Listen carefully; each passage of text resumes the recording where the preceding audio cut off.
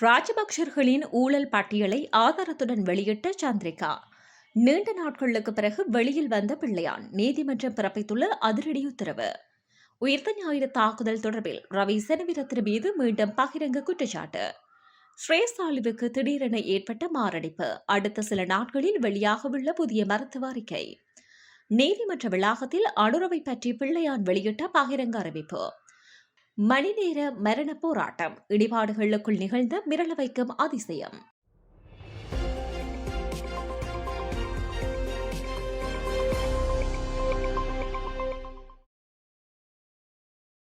2006 முதல் 2014 வரையான காலத்தில் ராஜபக்ஷ குடும்பத்தினர் முக்கிய அபிவிருத்தி திட்டங்கள் மூலம் சுமார் 15 மில்லியன் அமெரிக்க டாலர் மோசடி செய்துள்ளதாக சந்திரிகா குற்றம் சாட்டியுள்ளார். வெளிநாட்டு கடன்களை அதிக வட்டி விகிதத்தில் பெற்று அதில் கமிஷன் பெற்றதாகவும் குறிப்பிட்டுள்ளார். நுரைச்சோலை அனல்மின் நிலையம் மற்றும் பல்வேறு சாலை அபிவிருத்தி திட்டங்களில் திட்ட மதிப்பை விட பல மடங்கு அதிக செலவினம் காட்டப்பட்டு ஊழல் நடந்துள்ளதாக தெரிவித்துள்ளார். ஸ்ரீலங்கன் ஏர்லைன்ஸ் நிறுவனத்தின் நிர்வாகம் ராஜபக்ஷ குடும்பத்துடன் தொடர்புடையவர்களின் கீழ் சென்றபின் பெரும் நஷ்டத்தை சந்தித்ததாக தெரிவித்தார். மேலும் அரச கொள்முதல்களில் கடுமையான டெண்டர் நடைமுறைகளை பின்பற்ற வேண்டும் என வலியுறுத்தியுள்ளார். ஊழல் குற்றச்சாட்டு எழும் அமைச்சர்கள் அல்லது அதிகாரிகள் 24 மணி நேரத்திற்குள் பதவியிலிருந்து விலக வேண்டும். காவல்துறை மற்றும் நீதித்துறை அரசியல் தலையீடின்றி சுயாதீனமாக செயற்பட வேண்டும். நாட்டின் நிர்வாக அமைப்பில் முறையான மாற்றங்களை கொண்டு வர வேண்டும் எனவும் குறிப்பிட்டுள்ளார். பயங்கரவாத தடுப்புச் சட்டத்தின் கீழ் கைது செய்யப்பட்டுள்ள முன்னாள் ராஜாங்க அமைச்சர் சிவனேச சந்திரகாந்தன் இன்று மட்டக்களப்பு நீதவான் நீதிமன்றத்தில் முன்னிலைப்படுத்தப்பட்டார். கடந்த 14 நாட்களுக்கு முன்னர் அவருக்கு எதிராக முன்வைக்கப்பட்ட 6 குற்றச்சாட்டுகள் தொடர்பாக தாக்கல் செய்யப்பட்ட வழக்குகளின் அடிப்படையில் அவர் நீதிமன்றத்தில் ஆஜர்படுத்தப்பட்டதாக தெரிவிக்கப்பட்டுள்ளது. இந்த வழக்கு தொடர்பான மேலதிக விசாரணைகள் நீதிமன்றத்தில் முன்னெடுக்கப்பட்டு வருகின்றன. மேலும் குற்றச்சாட்டுகள் தொடர்பான நீதிமன்ற விசாரணைகள் தொடரும் நிலையில் அவை இன்னும் நீதிமன்றத்தில் இறுதியாக நிரூபிக்கப்படவில்லை. உயிர்த்த ஞாயிறு தாக்குதலை தடுக்க போதுமான அவகாசம் இருந்தும் அப்போதைய பிரதி காவல்துறை மா அதிபர் ரவி செனவிரத்ன அதற்கான நடவடிக்கை எடுக்கவில்லை என குற்றச்சாட்டொன்று முன்வைக்கப்பட்டுள்ளது.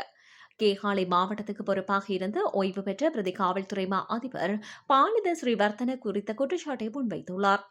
யூடியூப் இணையதள சேனல் ஒன்றின் கலந்துரையாடல் ஒன்றில் கலந்து கொண்டு உரையாற்றும் போதே அவர் இந்த விடயத்தை தெரிவித்தார். சமூக ஊடகங்களில் பரவி வரும் குறித்த காணொலியில் தொடர்ந்து அவர் தெரிவித்துள்ளதாவது: குற்றப்புலனாய்வு திணைக்களத்துக்கு பொறுப்பாக இருந்த அப்போதைய பிரதி காவல்துறை மா அதிபரும் தற்போதைய பொதுமக்கள் பாதுகாப்பு அமைச்சின் செயலாளருமான செயலாளர் ரவி செனவிரத்ன உயிர்த்த ஞாயிறு குண்டுவெடிப்புகளுக்கு முன்னதாக வெளிநாடு சென்று மீண்டும் திரும்பி வந்து கடமைக்கு சமூகம் அளித்த திகதி குறித்து பொய்யான தகவல் ஒன்றை கூறி கொண்டிருப்பதாக பாலித ஸ்ரீவர்த்தன குற்றம் சாட்டியுள்ளார். ரவி செனவிரத்ன வெளிநாட்டிலிருந்து நாட்டிற்கு திரும்பி வந்த பின்னர் ஏப்ரல் மாதம் 16ஆம் திகதியே பணிக்கு திரும்பியதாக தெரிவித்துக் கொண்டிருப்பதாக பாலித ஸ்ரீவர்த்தன சுட்டிக்காட்டியுள்ளார்.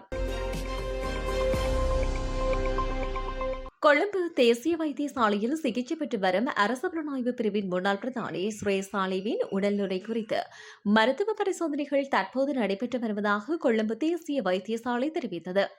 கொழும்பு தேசிய வைத்தியசாலையில் சிகிச்சை பெற்று வந்தபோது ஏற்பட்ட இதய நோய் காரணமாக ஸ்ரேசாலே திடீரென இதய நோய் பிரிவிற்கு மாற்றப்பட்டுள்ளார். இந்த நிலையில் அவரது உடல்நிலை குறித்து மருத்துவ பரிசோதனைகள் தற்போது நடைபெற்று வருவதாக கொழும்பு தேசிய வைத்தியசாலை தெரிவித்தது.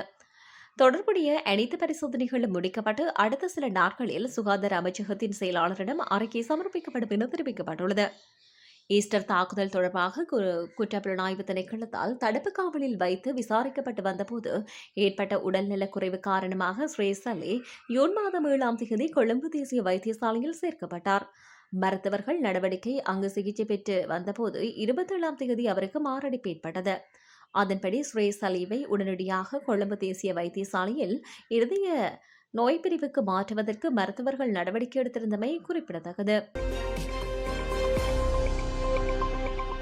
தன் மீது முன்வைக்கப்படும் அனைத்தும் பொய் குற்றச்சாட்டுகள் என கிழக்கு மாகாண முன்னாள் முதலமைச்சர் சிவனேச சந்திரகாந்தன் தெரிவித்தார். மட்டக்களப்பு நீதிமன்றத்துக்கு அழைத்து வரப்பட்ட பிள்ளையான் மீண்டும் சிறைச்சாலை பேருந்தில் அழைத்துச் செல்லப்படும் போதே மேற்கண்டவாறு தெரிவித்தார். கடந்த 14 நாட்களுக்கு முன்னர் பிள்ளையானுக்கு எதிராக முன்வைக்கப்பட்ட 7 குற்றச்சாட்டுகளின் கீழ் தாக்கல் செய்யப்பட்ட வழக்குகளின் விசாரணை இன்று மட்டக்களப்பு நீதிமன்றத்தில் எடுத்துக் கொள்ளப்பட்டது. விசாரணைகளை அடுத்து பிள்ளையானை எதிர்வரும் ஜூலை மாதம் 13ஆம் தேதி வரை விளக்கமறியலில் வைக்குமாறு நீதிமன்றம் உத்தரவிட்டிருந்தது. இந்த நிலையில் நீதிமன்றத்தில் இருந்து அழைத்துச் செல்லப்படும் போது அவர் மீதான குற்றச்சாட்டுகள் தொடர்பில் பிள்ளையாரிடம் ஊடகவியலாளர்கள் கேள்வி எழுப்பினர். இதற்கு என் மீது சுமத்தப்படும் குற்றச்சாட்டுகள் அனைத்தும் போலியானவை, அனுரவின் வாயைப் போல் அனைத்தும் பொய்க் குற்றச்சாட்டுகள் என்று பிள்ளையார் பகிரங்கமாக அறிவித்துவிட்டு சென்றுள்ளார்.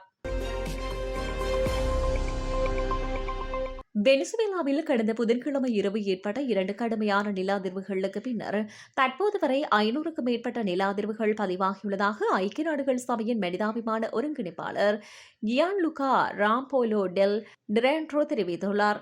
இதுவரை சுமார் 2500 கட்டடங்கள் சேதமடைந்துள்ளதாகவும் அவற்றில் பெரும்பான்மையானவை முழுமையாக இடிந்து வீழ்ந்ததாகவும் தெரிவிக்கப்பட்டுள்ளது. மீட்புப் பணிகளுக்கான முக்கியமான 72 மணி நேர காலம் கடந்திருந்தாலும் மீட்புக் குழுவினர் தொடர்ந்து உயிரிழந்தவர்களை மீட்டு வருகின்றனர். இந்த நிலையில் லாஹுவைரா மாநிலத்தில் உள்ள ஹாரல்பில்டே நகரில் நிலநடுக்கத்தால் இடிந்து விழுந்த கட்டடம் இடிபாடுகளுக்குள் 21 வயது இளைஞர் ஆரோன் லெவி சிக்கிக் கொண்ட நிலையில் பத்திரமாக மீட்கப்பட்டுள்ளார். சுமார் 106 மணி நேர போராட்டத்தின் பின்னர் அவர் உயிருடன் மீட்கப்பட்டுள்ளார். இந்த மீட்பு பணி சாதாரணமானதாக இருக்கவில்லை. வெனிசுவேலா, மெக்சிகோ மற்றும் எல் சால்வடார் ஆகிய நாடுகளைச் சேர்ந்த சர்வதேச மீட்புக் குழுவினர் இணைந்து களமிறங்கினர். ஆரோனை மீட்க எங்களது குழுவினர் தொடர்ந்து 43 மணி நேரம் கண்டிமிக்காமல் கடுமையாக போராடினார்கள் என வெனிசுவேலாவின் பதில் ஜனாதிபதி டெல்சி ரோட்ரிக்ஸ் நிகழ்ச்சியுடன் தெரிவித்துள்ளார். தற்போது மீட்கப்பட்ட ஆரோன் லெவிற்கு தீவிர மருத்துவம் சிகிச்சைகள் வழங்கப்பட்டு வருகின்றன. அவர் விரைவில் குணமடைய உலகமெங்கிலும் இருந்து பிரார்த்தனைகள் குவிந்து வருகின்றன. இந்த மீட்பு பணி ஒரு நிஜ அற்புதம். இன்னும் இடிபாடுகளுக்குள் சிக்கியுள்ள பலரை நாங்கள் உயிருடன் மீட்போம் என அசைக்க முடியாத நம்பிக்கையை இந்த சம்பவம் தந்துள்ளது என எல் சால்வடோர் ஜனாதிபதி உருக்கமாக பதிவிட்டுள்ளார். ராஜபக்சர்களின் ஊழல் பட்டியலை ஆதாரத்துடன் வெளியிட்ட சந்திரிகா. நீண்ட நாட்களுக்கு பிறகு வெளியில் வந்த பிள்ளையான் நீதிமன்றம் பிறப்பித்துள்ள அதிரடி உத்தரவு. உயிர்த்த ஞாயிறு தாக்குதல் தொடர்பில் ரவி செனவிரத்ன மீது மீண்டும் பகிரங்க குற்றச்சாட்டு. ஸ்ரேசாலிவுக்கு திடீரென ஏற்பட்ட மாரடைப்பு. அடுத்த சில நாட்களில் வெளியாகவுள்ள புதிய மருத்துவ அறிக்கை. நீதிமன்ற வளாகத்தில் அனுரவை பற்றி பிள்ளையான் வெளியிட்ட பகிரங்க அறிவிப்பு. மணிநேர மரண போராட்டம். இடிபாடுகளுக்குள் நிகழ்ந்த மிரள வைக்கும் அதிசயம்.